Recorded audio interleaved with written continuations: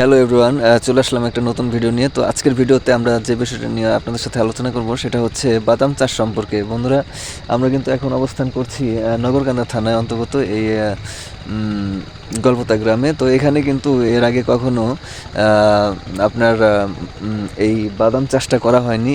তো প্রথম একজন চাষি যেটা আমরাই উদ্বুদ্ধ হয়ে এবার কিছু পরিমাণ এই যে এইটুকু জায়গাতে আমরা কিন্তু বাদাম চাষের উদ্যোগ নিয়েছি। তো আশা করি খুব ভালো একটা রেজাল্ট পাবো। আর মাটিগুলো কিন্তু ভিউয়ার্স দেখুন, খুবই সুন্দর, একদম অনেক সুন্দর হয়েছে, বাদাম চাষের উপযোগী। যেহেতু বাদাম চাষের জন্য কিন্তু বেলে মাটির প্রয়োজন হয়, তো এখানে আমরা কিন্তু ওই টাইপের এই মাটিটা অনেক সুন্দর একদম।